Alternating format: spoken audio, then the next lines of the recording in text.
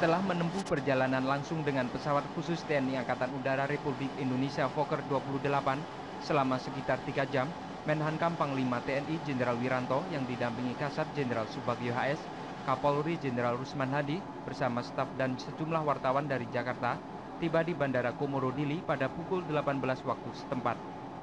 Kedatangan Jenderal Wiranto disambut Pangdam Udayana Majen Adam Damiri dan Rem Wiradharma dan Kapolda Tim-Tim serta sejumlah pejabat lainnya yang disambut tarian tradisional Tim-Tim.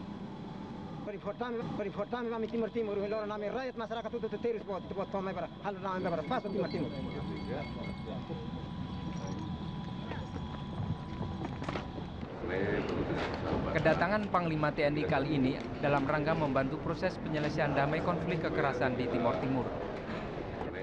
Dari bandara, Jenderal Wiranto di Korem Dili langsung mengadakan pertemuan dengan Komnas HAM yang telah datang lebih dulu dari Jakarta. Disaksikan wartawan dalam dan luar negeri, Jenderal Wiranto setelah itu langsung menerima kelompok pro dan anti integrasi guna mencari titik penyelesaian yang lebih baik. Saya pernah jalan semua gunung ya, keluarga saya masih ingat semua itu sampai Pulau Merah. Saya kelas itu yang masuk. Pulau Merah itu di kiri. Ya. Nama-nama semua masih. Iya. Pulau Merah kan saya ingat karena semua punya untuk membuat suatu langkah baru untuk mencapai suatu sehingga kita masuk dalam suatu kegiatan puncak yang kita harapkan akan perdamaian dari pihak yang ketiga di tinggi. Ada berbagai analisa, berbagai kecurigaan, berbagai pemberitaan yang keliru masalah yang kita hadapi di Timor Timur dapat dihapuskan dan kita bisa berangkat kemudian dengan suatu suasana yang lebih kondusif.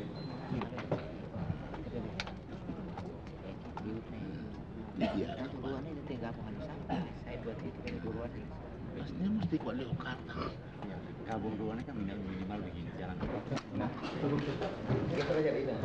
Ini namanya daerah Bestide. Ya. Bestide.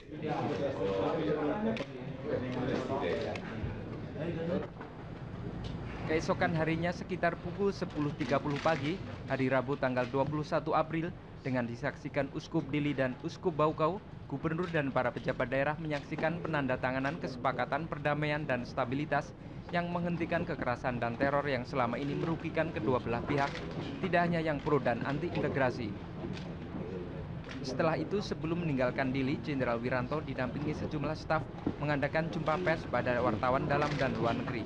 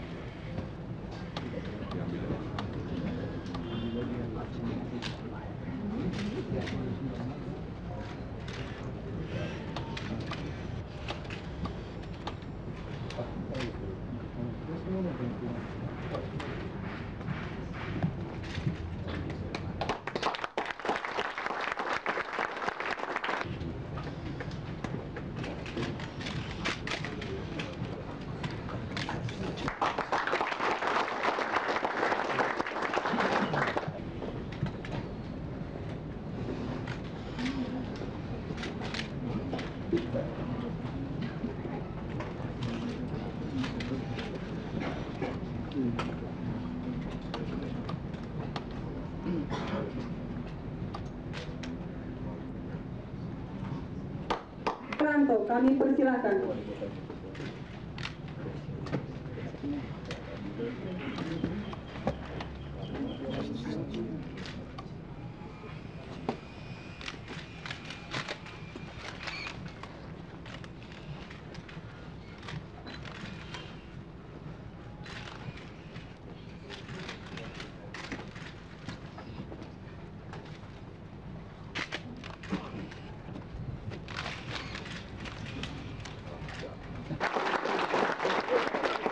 Dari depan dulu.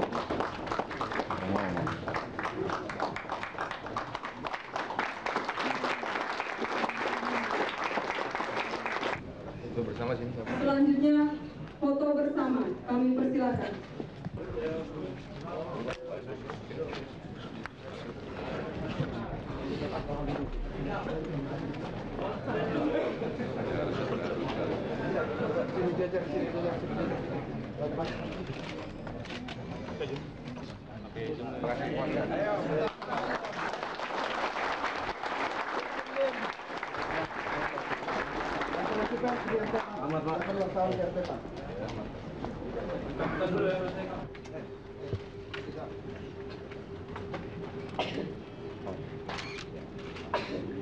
Untuk menciptakan suasana damai, rukun, aman di Timor Timor ya.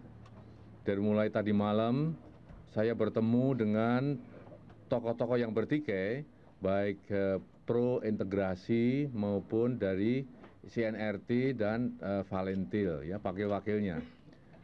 Kemudian saya juga bicara dengan Komnas HAM dan tadi pagi saya berbicara dengan kedua uskup, baik dari Diosis Dili maupun dari Diosis Baukau. Ya. Dan dengan berbagai problem, berbagai permasalahan, ya, berbagai suatu dialog yang cukup panjang, maka akhirnya semua pihak memahami bahwa perdamaian, kerukunan, dan suasana aman memang diperlukan di bumi Timor Timor. Ya. Dan akhirnya mereka semua bersepakat adanya suatu perjanjian untuk membangun suasana itu. Perjanjian untuk mengakhiri permusuhan, untuk mengakhiri pertikaian, untuk mengakhiri tindak kekerasan, untuk mengakhiri teror dan intimidasi. Ya. Dan kita lihat tadi, perjanjian itu telah disepakati oleh pihak yang bertikai, kemudian juga dihadiri oleh pihak pemerintah dan aparat keamanan, disaksikan oleh saya sendiri selaku yang mewakili dari pemerintah pusat, kemudian juga disaksikan oleh kedua uskup Diosis Dili dan Diosis Baukau, dan juga perwakilan dari Komnas HAM. Ya. Saya kira kita pahami bahwa penyelesaian Timor Timor tidak bisa diselesaikan secara lokal. Tidak hanya bisa diselesaikan pada tingkat nasional, karena masalah Timor Timor sudah merupakan permasalahan internasional. Ya.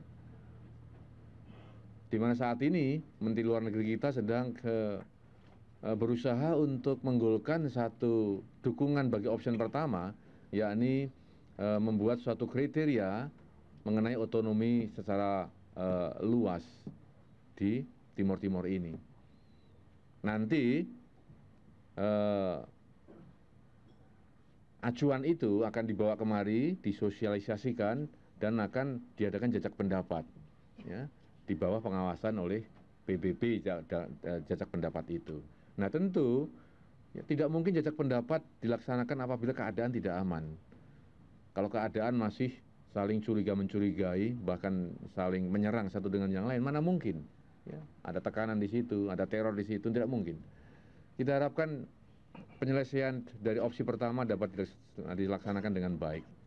Ya, dan untuk itulah maka perdamaian, kerukunan, mengakhiri pertempuran, permusuhan itu harus dan mutlak dilaksanakan di sini. Ya, tidak hanya untuk opsi pertama, tapi untuk kebaikan daripada masyarakat Timor Timor dan untuk menciptakan suatu stabilitas nasional dalam rangka kita melaksanakan seluruh agenda reformasi.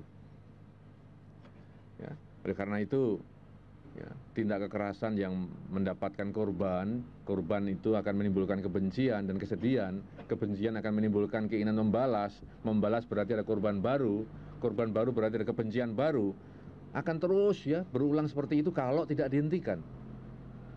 Dan saya kira saat ini keinginan besar dari pemerintah dapat dukungan dari Komnas HAM dan para uskup, maka hari ini merupakan suatu momen yang sangat penting bagi kehidupan sejarah Timor Timor, di mana kita bersama-sama bisa menyaksikan penandatanganan dan sekaligus kesediaan untuk hidup rukun dan damai walaupun ada perbedaan visi politik. Ya. Oleh karena itu saya sangat mensyukuri bahwa saudara dari pemerintah bahwa kita ingin menyelesaikan masalah Timor ini secepatnya dengan cara-cara yang terhormat tanpa mengorbankan kepentingan rakyat. Ya.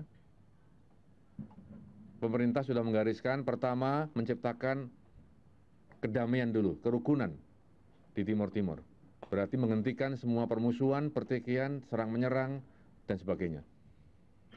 Berikutnya nanti akan kita lanjutkan dengan upaya untuk mengumpulkan senjata bagi siapa-siapa yang tidak berhak untuk menggunakan dan memegang senjata itu.